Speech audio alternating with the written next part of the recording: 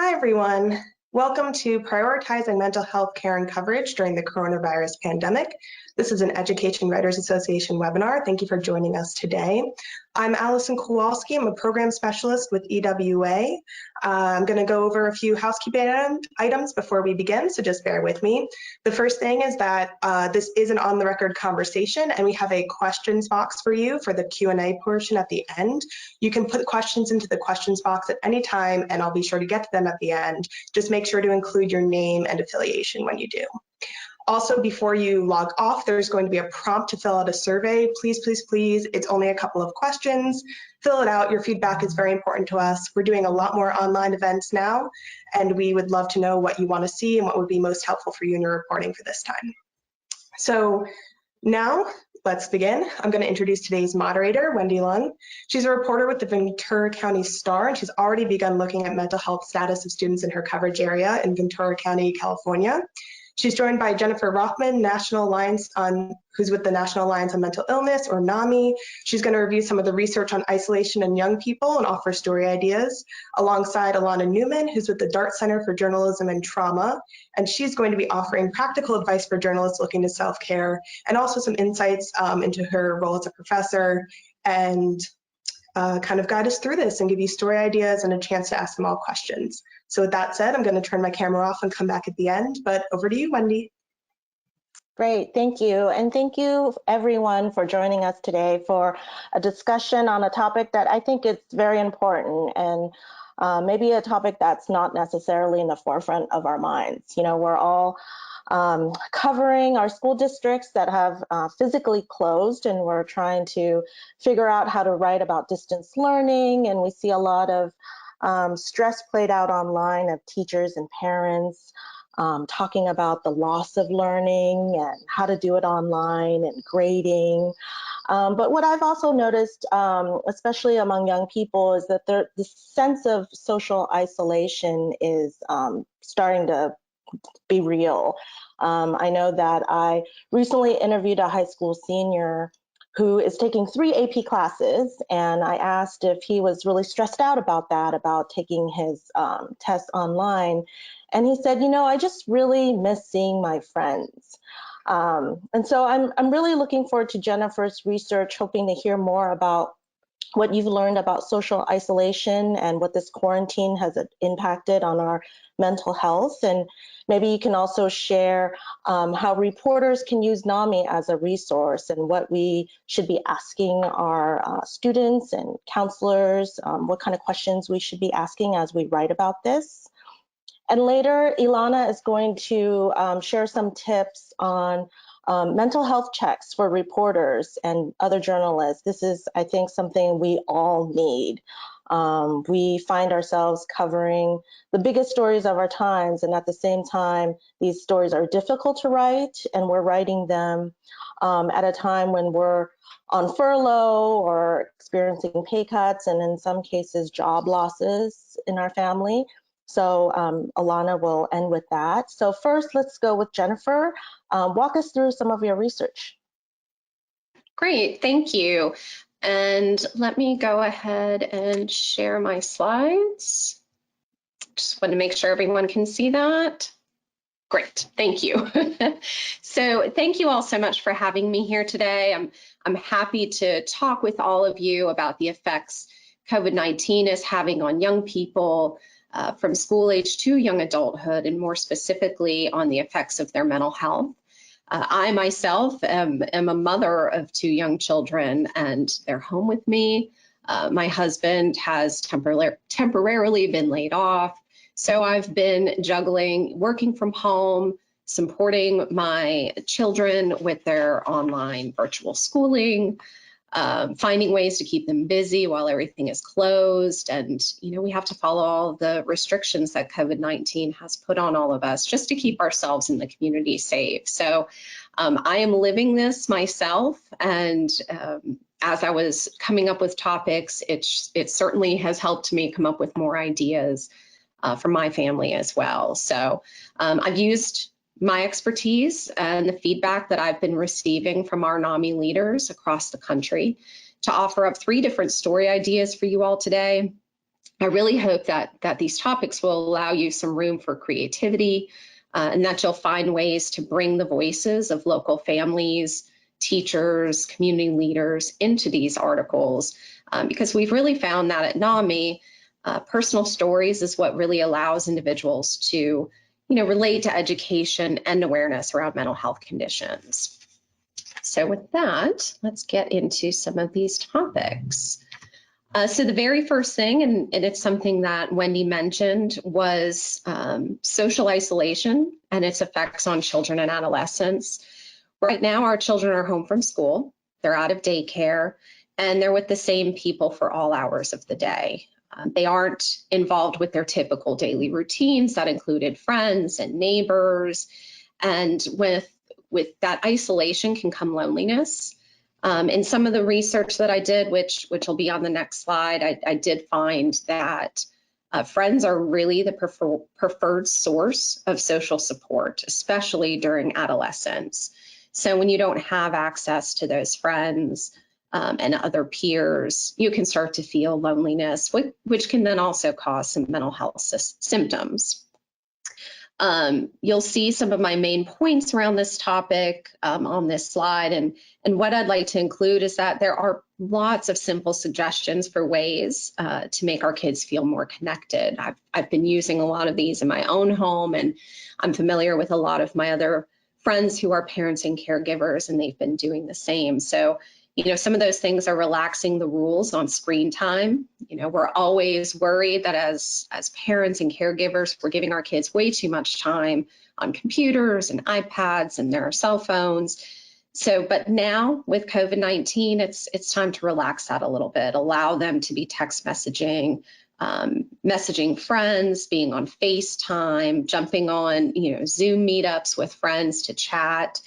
And, really trying to come up with some creative and fun ways to connect, whether it's a virtual game of bingo, trivia, just painting together, having karaoke. The sky has really been the limit with all of these virtual platforms. Some of the things that I'm seeing are just really cool. And one issue that did come to mind while I was looking into this is that we do have children out there who aren't typically socially connected due to shyness, some developmental delays, there could be mental health issues, and other environmental factors. So these are the kids that we need to pay more attention to, and we have to get more creative with them. They might not have a social group of friends that they can be connecting to. So really trying to find some online communities that have some of the same interests as these kids, then they can naturally and organically find ways to communicate with people outside of their home. There can be some online gaming, which can then create communities of players that work together to advance in games. You can tap into some of the youth groups within the faith communities. I know a lot of churches are doing Zoom meetings and having their services online. So just really thinking outside of the box for these kids who typically don't have a social network. Here are some of the research and the resources that I came up with. I did share my slides so that you can get access to them later and be able to use these hyperlinks. There was some great information about the friendship related to loneliness, and just discussing how I had mentioned before that children are really looking to friends for support right now. There's been a lot of topics around adolescent stress and anxiety and how social distancing has affected that. There are definitely some pieces as well that talk about the grieving that some of our seniors are having with the inability to be able to walk the stage for graduation, go to prom, senior trips, senior projects. And, one of the biggest pieces too is being able to walk those campuses and decide where you want to go to college. So there has been some topics around that as well that you can find in the second resource that I listed. DoSomething.org is also, they're taking weekly surveys of 13 to 25-year-olds, and it has some really interesting information about how 13 to 25-year-olds are feeling during this pandemic. It can give you a great sense of the different opinions and emotions that this age group is experiencing. And, you can certainly use that to back up some of your articles and story ideas. I would encourage you, of course, to use these links and some of the other links that I'll be sharing, and of course, to do additional research around some of the lasting effects might be, and how the families and communities can come together to support these children. There's tons of things available on social media right now for our youth to get involved in. I've been seeing painting classes and, learning how to play an instrument. Some of our favorite celebrities are having virtual concerts. So there's a lot of things out there that can help these children and adolescents feel a little less isolated. One other story idea I had was around food access during COVID-19. This has been a great concern across all communities.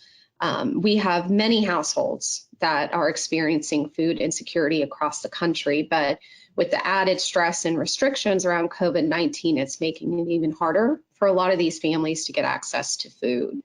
What we know is that food insecurity can cause an array of physical and mental health issues due to a lot of the lasting trauma that can be caused when you just don't know where your next meal is coming from. A lot of our students have been on free and reduced lunch, and that has been the main source of food for them during the day. So now with all the school closings, we know that some of the schools have been able to open up and offer meals to these families, and not even just the families that can be identified by the school, any family who is now in need of food. There's also been some expansions and exceptions made to the Supplemental Nutrition Assistance Program, otherwise known as SNAP, and the Special Supplemental Nutrition Program for Women, Infants, and Children, which is WIC. They are giving some exceptions to that eligibility, which is allowing families who are experiencing food insecurity prior to COVID-19, as well as those who are now experiencing it because they're being laid off, and they don't have the additional money for groceries. So there's a lot of stressors happening with food insecurity right now. And my next slide, just to show you some of the resources and research that I was able to do, just some general research around food insecurity and the effects that it has developmentally, physically, effects on your mental health, as well as a lot of solutions that are popping up in different articles. There was the National League of Cities that they have just a great layout of information for what cities can do to help with food access.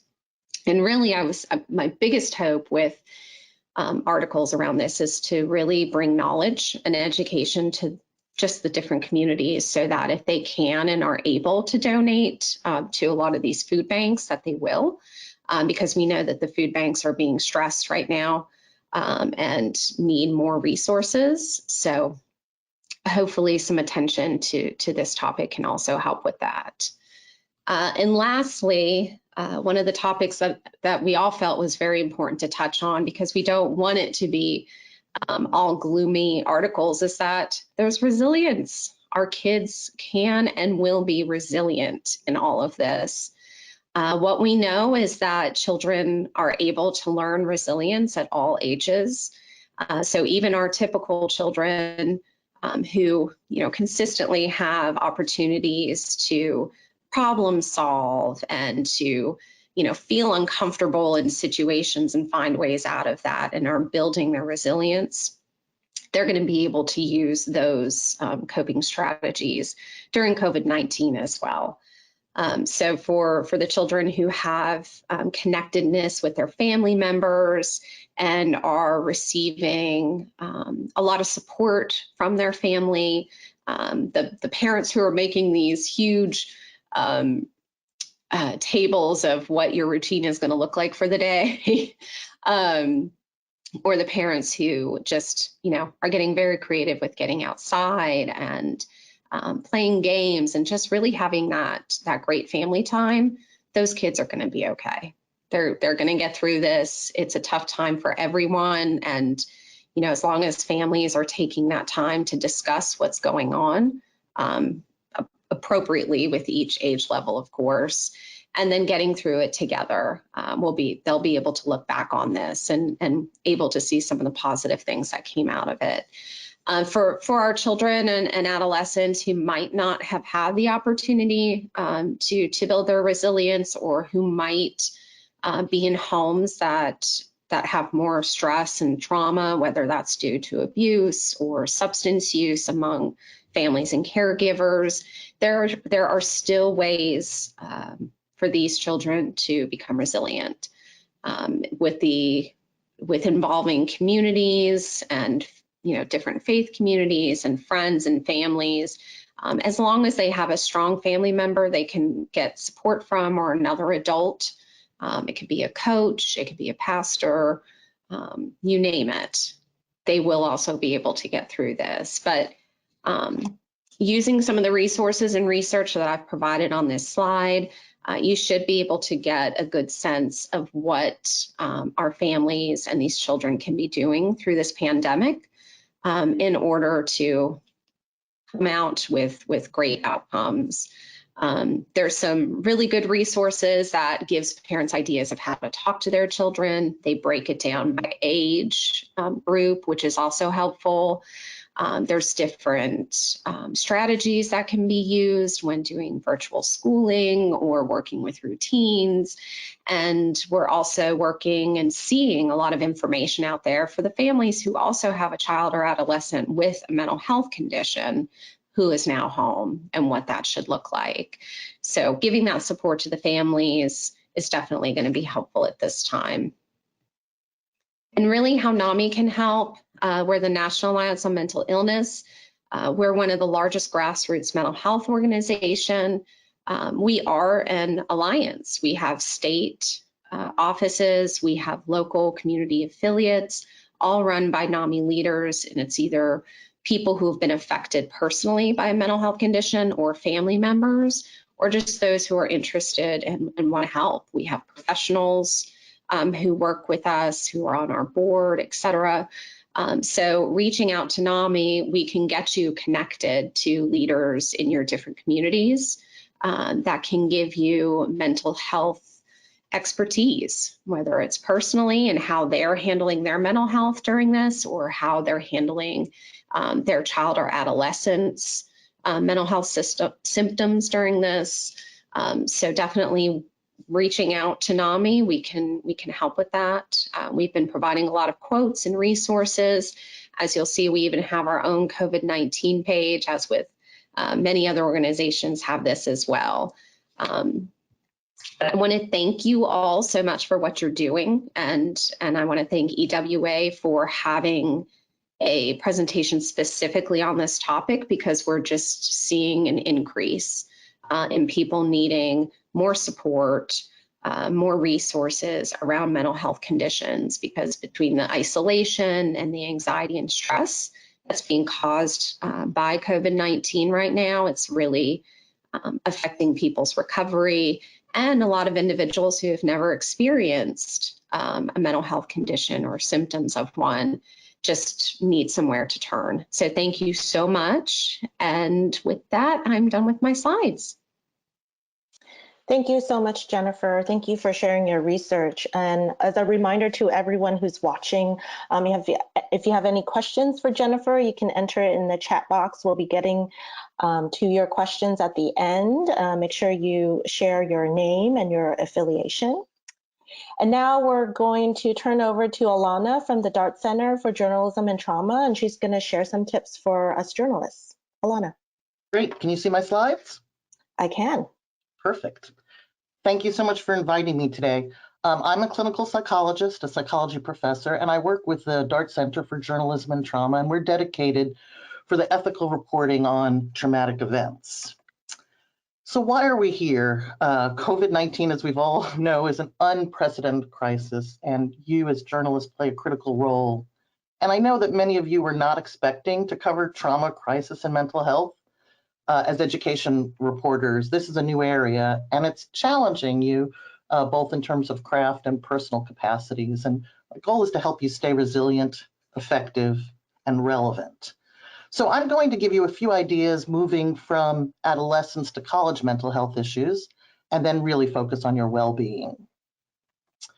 So I wanted to talk a little bit just to follow up on Jennifer and some ideas for coverage. And she talked about the stories of resilience, I think, are really important. The creative ways students are engaging, connecting, making differences, juggling, managing the uncertainty.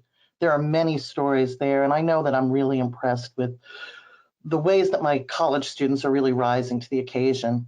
There are also some investigative reporting issues. As many of you may have covered, college mental health services have been challenged to begin with resources, and they're really rising to the occasion. But there's lots of issues about capacity and usage, moving to telemedicine. One of the issues that I know that I'm facing as a psychologist, and I don't work with our counseling center, but I know our counseling centers are doing this, is that many licensures for mental health professionals do not allow people to cross state lines. And so it's where the client is. So there are interesting issues about getting resources to students who've moved out of state if the mental health professionals are not licensed in that state. And that's a story I haven't seen. Jennifer mentioned this too. I think that this is a real issue in terms of the amount of grief that students are feeling and their loss of developmental milestones. And this is true across graduation, across all levels, proms for high school students. Really figuring out creative ways that these rituals and these expectations that students have had have been lost. How are they responding? Many students are returning to chaotic, under-resourced areas, trying to make the most of things. And again, as Jennifer mentioned, college students also have special needs. And my students who are hard of hearing are having a hard time with online courses. The needs of international students, athlete-specific mental health issues. I haven't seen a lot of stories on the mental health of professors and administrators managing these things. And graduate student needs, anxiety, and worry. I also think that the economic impact on universities over time is going to lead to a lot of stress, and there are possibilities there. These stories are less mental health focused. The impact on research and experiential learning, online issues, and accreditation issues. So those are just some tossed out ideas for coverage. Now I'm going to transition to talking about the work that you do. And the education beat has changed enormously. You have all become trauma crisis reporters in ways that you probably did not anticipate that you would be. And this is not just breaking news, this is a long haul. You're subject to vicarious trauma, which is being empathetically engaged with your sources and your communities. I think we're all also morally distressed. There's been a breach of our moral compass in some of these stories. And these stories interact with our own personal history and identity. Many people on the education beat haven't had to think about safety before and making safety and risk assessments. If you are leaving your home for a story, when do you do that? What are your protections? We haven't really thought about hostile environment training for the education beat, and safety is very important now. And for some of you, remote reporting can be a challenge. Finally, I think we're living in a time of uncertainty and lack of control. And telling stories about that is really hard. Most people are used to telling stories about what we know. And the challenge in the toolbox now is that these are stories about what we don't know, and that may require different craft issues. And as Jennifer mentioned, we're doing this while balancing new routines, families at home, cramped workspaces, our own fears. So I want to reiterate that the research on journalists in general is that your mission, your craft, ethical practice, and legal support are all protective factors, and most journalists return to their equilibrium and are fine, but these are stressful times. And what's different about this pandemic is that the anxiety is really real, valid, and normal. It is perfectly reasonable that we're all feeling nervous. So there's that general anxiety that we all feel, and then there are journalism-specific experiences that I mentioned early about telling these kinds of stories. The other issue is that our sources are, as well as us, are dealing with loss and grief. There's anticipatory anxiety. There's the loss of a semester for some of our students. There's loss of what we expected in the world. And there's fear of losing our loved ones. And all these expectations are hard for everyone. And we humans crave predictability, certainty, and control, and we simply don't have that now. And we're actually hardwired when we face unpredictability and lack of control to have our arousal symptom go in place. And this is just a slide to show that it's fine to have some amount of arousal. It's actually good, it helps. But when it goes too high, it can lead to difficulties. And journalists may be experiencing that. And since we've all been talking about flattening the curve, my dear colleague and the executive director of the DART Center, Bruce Shapiro, has created this slide where he talks about flattening the curve, since we're all thinking about flattening the curve here. And thinking about flattening, how do you flatten that arousal level for yourself? A resilient journalist is a well-rested one. It's one who takes times to do things that are enjoyable and plans for recovery time, short, unscheduled, and scheduled breaks. So in thinking about the tools that can be helpful for you, know your signs. Everyone copes differently, and everyone responds to stress slightly differently. For all of us, old bad habits can come back. Make a plan. Are you someone who overeats? Are you someone who gets irritable? What are the things that you usually do? What's your sign? And make a plan. Make a plan that's healthy for you. Think about when you've been resilient in the past or faced difficulty. What worked well for you? Use that. Use your signature strengths to your advantages. And also know that we all have pre-existing vulnerabilities, just like we're talking about the public, that people with physical health problems, immune problems, the elderly are more likely to suffer major consequences from COVID-19. We all have pre-existing vulnerabilities in our stress tolerance and our mental health, and we need to pay attention to those and take care of ourselves. Now, are you a worrier? I am a worrier. I come through it through my family. I've been taught to worry. And as I said, worry is real in today's world. The advice I can give you if you're a worrier is to focus on today and not tomorrow. And research has also shown that one of the most effective ways to deal with worry is to make a list of what you can and can't control, and then focus on what you can control. If you also have a hard time containing your worry, one helpful strategy is to actually set a worry time each day. I'm going to spend 20 minutes, a half hour worrying. And when you have a worry, you say, can't think about it now, got to do it during my worry time. And that's actually an evidence-based, helpful way to deal with worry. Technology is really an issue now, and technology, I think, is helping us in many ways. It's helping us feel less isolated, and it is helping us in many ways manage the quarantine. And the quarantine literature suggests that people do experience distress by being quarantined, but I actually think that it hasn't taken into account the wonderful ways in which technology can help us. But the bad side, or the downside of technology, is that our boundaries are more permeable. And being tethered, as this cartoon shows, to our technology can lead to a lot of work-family conflict, a lot of pressure. It does give us flexibility. And we need to be thinking about technology as a resource and setting boundaries around and with technology.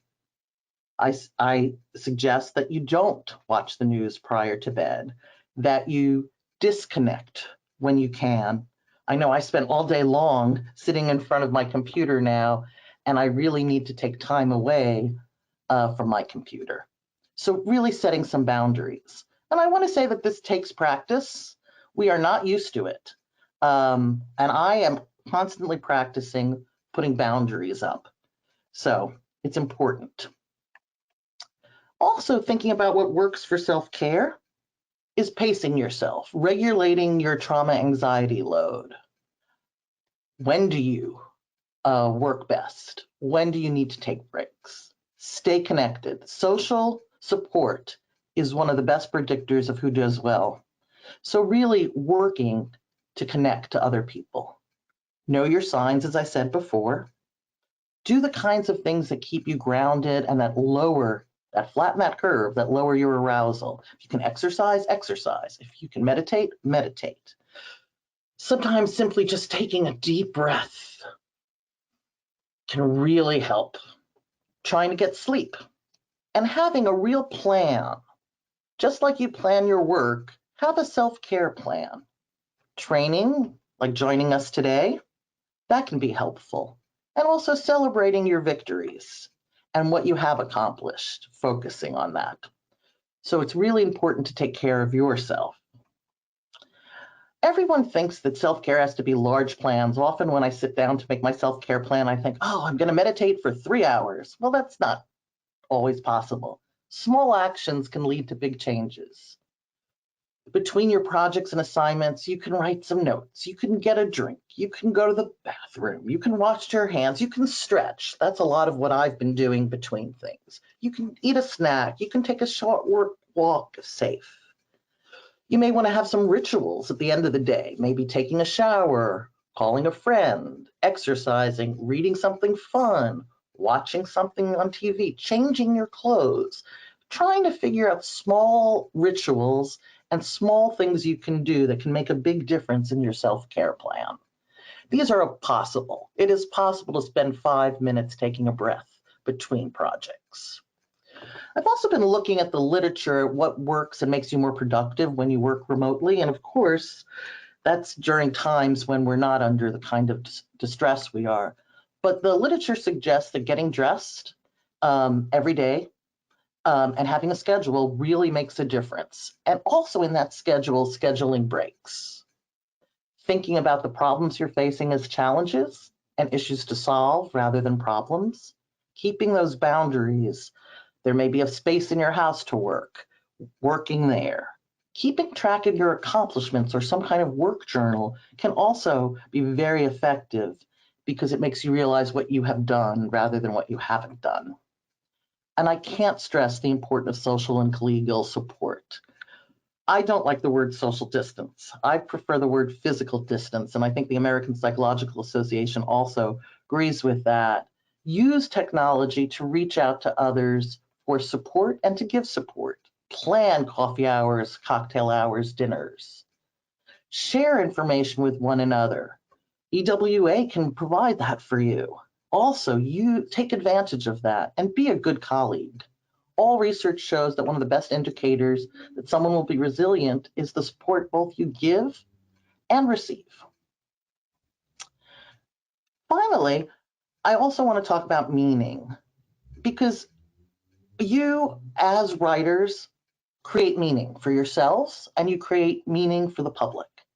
What meaning are you personally making about this in terms of your sense of the world, yourself, your relationships? Is there any positive or fulfilling meaning from this? Are there things we can learn? Last night I started my class and asked my students to think about one thing in the midst of all this chaos and horror, one thing that they were grateful for. Trying to help them with that before we moved on to our class. And thinking about what meaning makes sense. One of the things that we've learned about journalists is that having a sense of purpose and meaning can really help you be resilient. And so actively thinking about meaning. We have a lot more tips at the Dart Center for Journalism and Trauma. The website's there about how to take care of yourself, as well as some craft issues that I haven't talked about today. But I do want to again say that your mental health matters. When you're strong and resilient, you are able to tell better stories, you're able to think more creatively, and you're better able to do your job. And that, in fact, also makes you feel better about yourself. And with that, I will move back to Wendy. Thank you so much, Alana. One big takeaway that I got from you, this line, resilient journalist is a well-rested one. You know, if I could get a neon sign over my workspace to have that, that would be great. Thank you for reminding us also that setting boundaries takes practice. You know, I think one thing that I struggle with is we're all working from home and we don't really know when work ends. You know, we're in the same workspace and we spend all day monitoring coronavirus news. And then when we're done with work, we want to consume more coronavirus news for us. So I know that I'm supposed to set boundaries, but we don't have to be perfect at it, and that takes practice. So thank you for reminding that. And thank you, Jennifer, for your story ideas. I think the food access story is a really important one.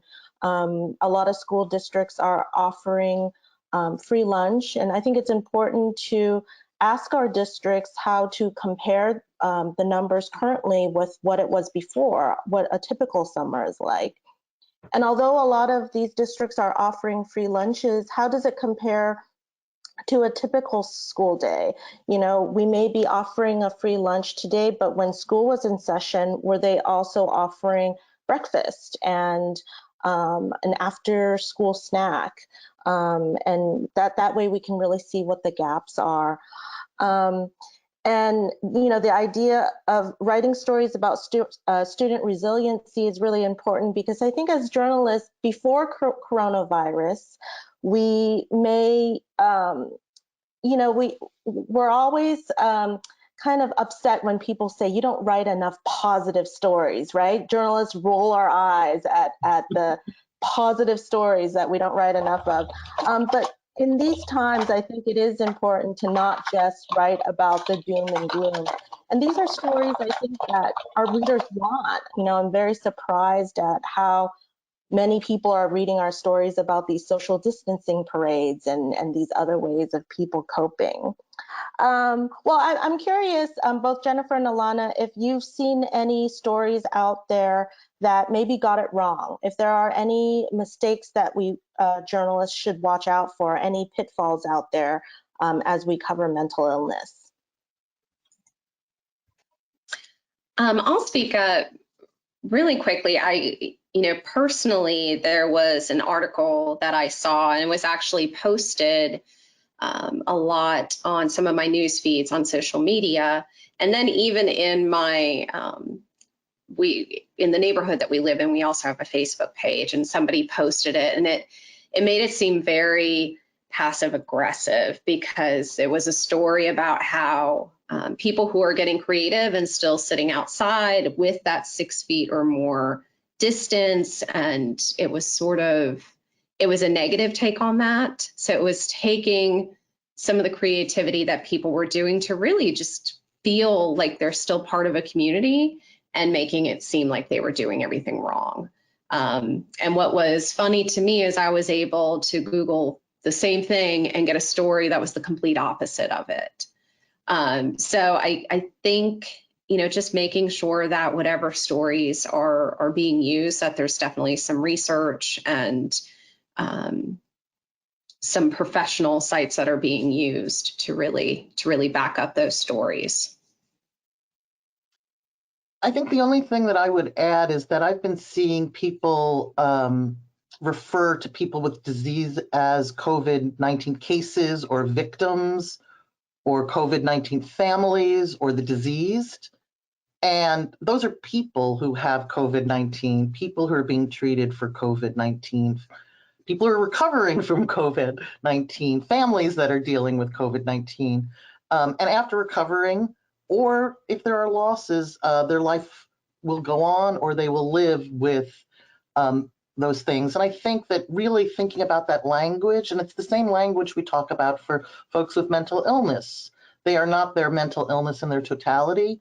So I have seen some wording that I think that I would like to recommend that people really think about in their languaging stories, both about mental health and about COVID-19. Thank you. Alana, I liked your idea on asking our professors and our administrators. I actually haven't thought about that. I think what they're going through is very unique because they're, going through with online learning at a very fast pace, and you know, teachers, just like all of our coworkers, have varying digital literacy backgrounds. And also they're taking in direction from the governor, you know, of you know, when schools can open or not. What other questions do you think we should be asking of our administrators? So, and I would add this for teachers of all levels as well, and professors and administrators.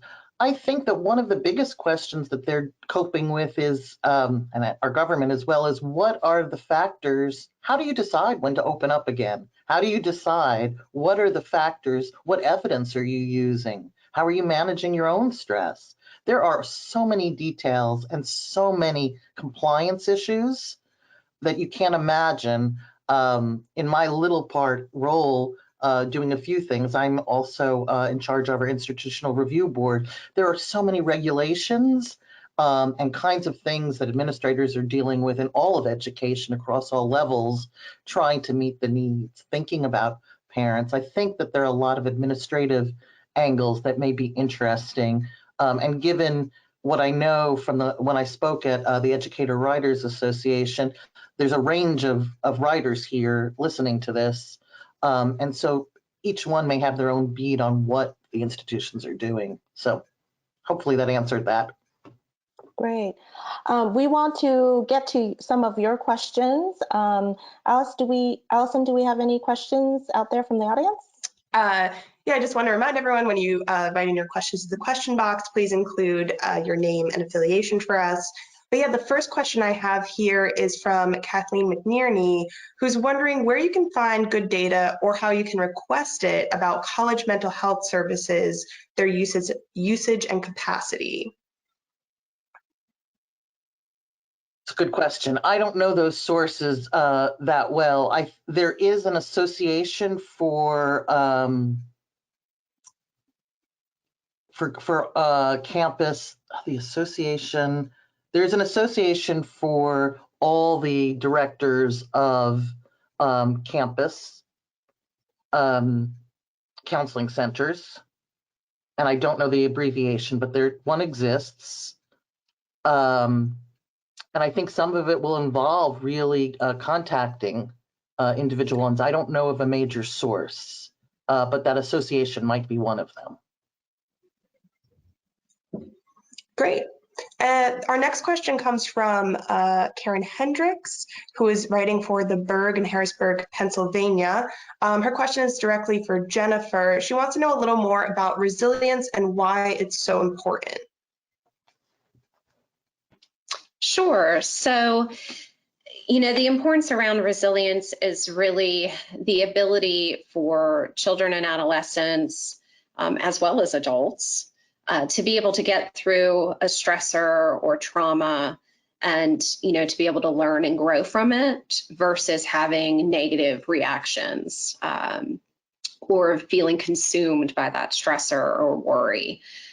So that's where resilience really comes in and plays a key role on, you know, what we're all going to look like when we come out of this pandemic, when we're able to go back to school, back to work, and how we adapt to those additional changes. Great. Our next question comes from Wendy Morphew.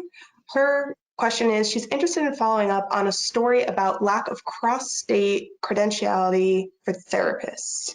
Is that true for telehealth as well? Are either of you familiar? Yeah, that's what I'm in the midst of studying, is actually where I can provide telemedicine.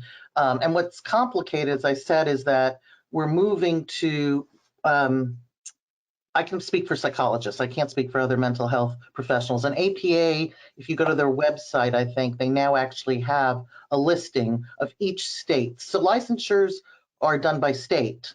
And so there's these issues about where a person is, and it's where the client is located, not where the therapist is located.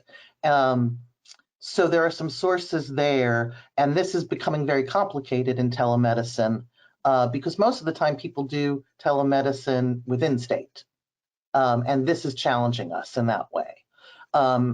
and as I said, the American Psychological Association. I don't know, I imagine it's also true for social work and for medicine as well. So I think there's an interesting story there to be looked at, and I would go to the American Psychological Association, or you can email me because I have the PDF, I think, at least for a beginning of the lead on that.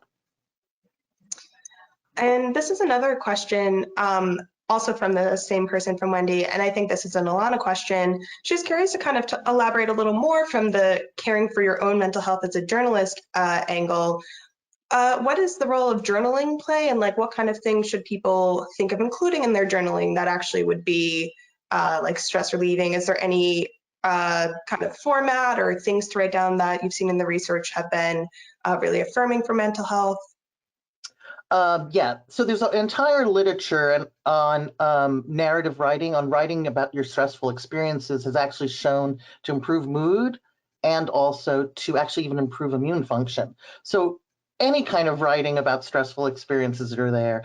The other piece is simply just noting what you've accomplished, which has not been shown in that way, but keeping a list of your victories. And I think right now, when we're being constantly bombarded with all the horror in the world, having a list of what you've accomplished and what you have control over can also be helpful.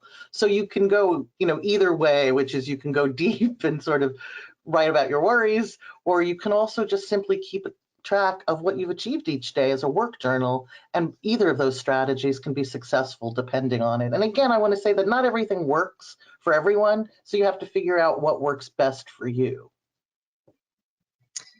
And I think this next question is maybe one Wendy can chime in on too, but everyone could probably have some perspective. It's from Eric Galicia from Viewpoints, Riverside County College, and he's wondering how he can get students, faculty, and staff to be more responsive during this time. I'm sure everybody who's out there reporting is seeing, in some cases, for some sources, they're way more available because they're more online, but in other cases, they're overwhelmed or maybe dealing with their own mental health, issues that have cropped up, or high levels of stress, and might not be as interested in talking to a strange reporter about them. Do any of you have advice, maybe Wendy, how you went about sourcing and you've been keeping up relationships with sources, and then from the other side, like questions to avoid stepping on toes? Do journalists maybe want to be more mindful about following up a lot and overwhelming? Advice on kind of how we're interacting as journalists with our sources during this time, being mindful of heightened anxiety. Yeah, I mean, I think that sometimes you just have to accept that your stories may be a little bit different, and that you're not going to be able to source your stories the way you did before. You definitely aren't able to do in-person interviews the way you used to before, and that kind of takes away from your writing sometimes. And there's these small things that you're just going to have to accept. But I find that a lot of my sources actually are more available than they were before. A lot of these people are actually like me, not getting off work, still working, and they're posting a lot on social media and are easier to contact. And so I try to think about how I would do a story before coronavirus and see how I can translate that to online. Some of my sources who are teachers and counselors, normally I would call them up and see if I can sit in on a classroom, and you could still do that now. These classrooms are still happening on Zoom, and you can make the request to kind of do these interviews with Zoom, and how teachers are communicating with students, and get those personal stories that Jennifer has recommended. But sometimes there are some things that you're just going to have to let go. You might not be able to interview all the people that you normally could because they're harder to get a hold of. I have a couple of ideas as well. First, on the journalist side, I've been sitting in on a lot of workshops with journalists, and folks have been talking about going to their standard sources or sources they've known in the past, and really talking to them about stories about ideas. So sort of culling your source directory. And then, so that's one thing that I've heard again and again that people are doing. The second thing, from being someone, I get called a lot by journalists, particularly because I've done research on journalist mental health and ways to be resilient and those kinds of things.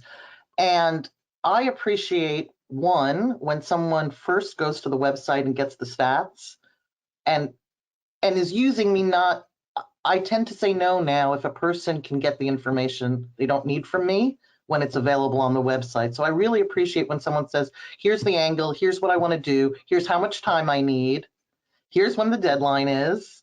And a lot of these stories are no longer breaking news, so there's time. And here's what I need from you. And that seems to be much more successful.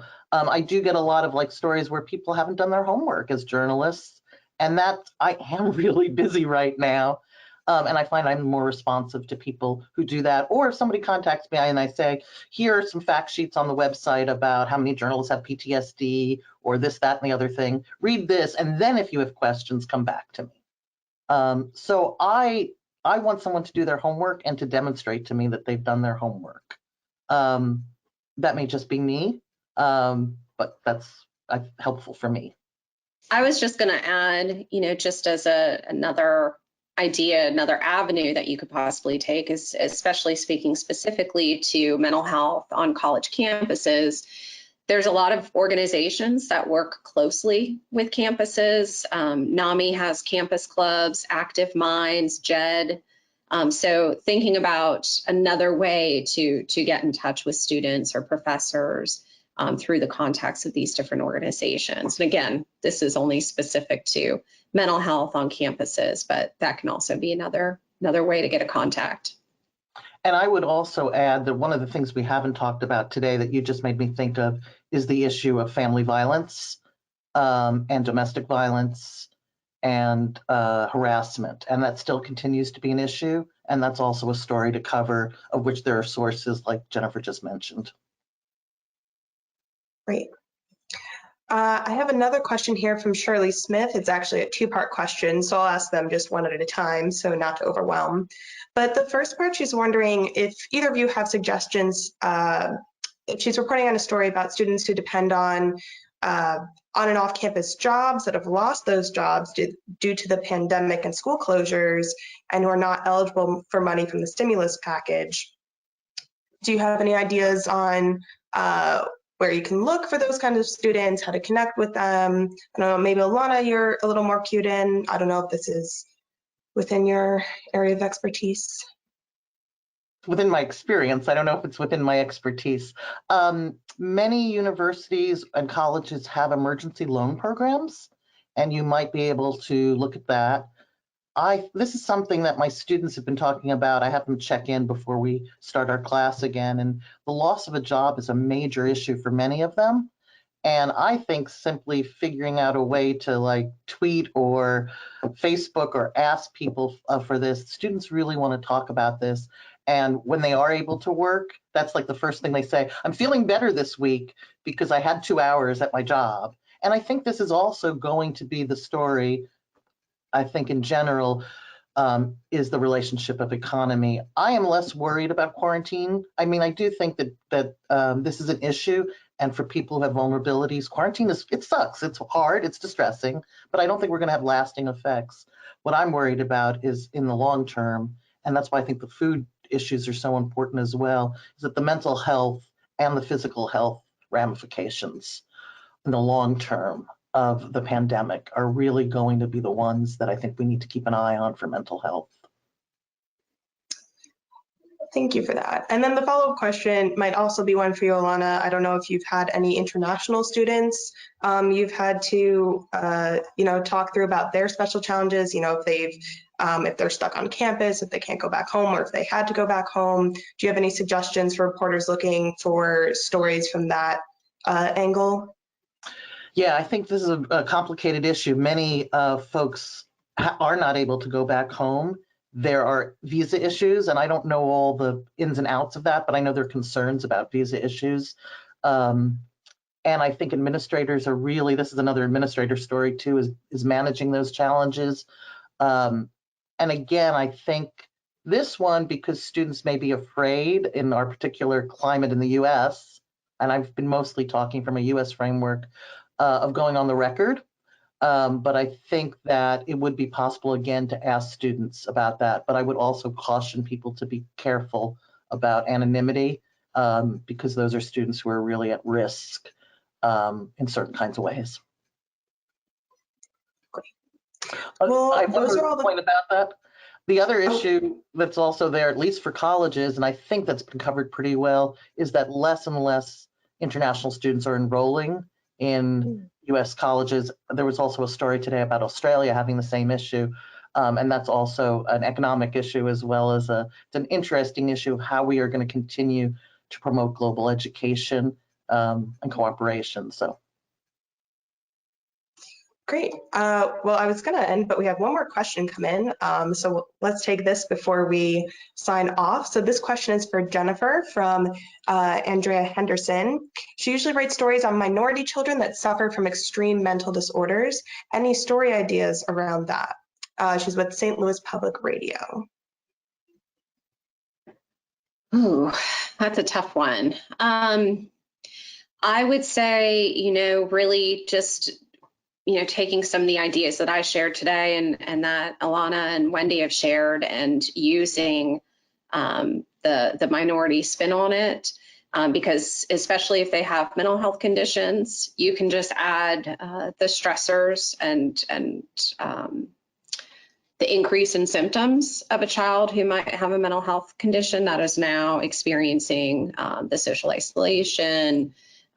There could also be food access issues, and we talked about trauma at home with abusive relationships, domestic abuse, things like that, and just really kind of expanding on that, and of course finding where able personal, family stories of maybe some resilience or what's worked for them.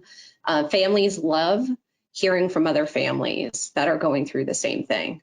So being able to get that firsthand account from a family who, yes, they're probably struggling, but they're getting through it, I think would be really helpful for any readers. I also want to add on to that. I think this is a topic that, we've also emphasized like many different angles to approach mental health and mental illness on this webinar, and not just these, doom and gloom perspectives. And I think that when you're talking about, disenfranchised students or students who come from lower socioeconomic brackets, there's a tendency to kind of constantly use them as the front and center of like, these are the people suffering the most, and these are the people going through the most pain, like they're hurt the most from all of this. So I would also caution reporters from only touting out those stories when it's about these overcoming challenges, and thinking through those kind of trite or overdone narratives that maybe might be more harmful in that kind of context too. But I think it's a helpful angle to consider, and always more to be done and reported on. But with that being said, we are at the end of our webinar. I want to thank Wendy, Jennifer, and Alana for joining us today. And before everyone logs off, I just want to remind them about that survey that's going to pop up. Please just take the 1 or 2 minutes to fill it out for us and give us your advice. And also, if you haven't seen yet, on Thursday, we're hosting a webinar on school finance. You go to ewa.org, you can register right there. It's also at 2 p.m. Eastern. Hope to see you there. And thank you again so much, everybody, for taking the time to join us today. Thank you. Thank you. Thank you.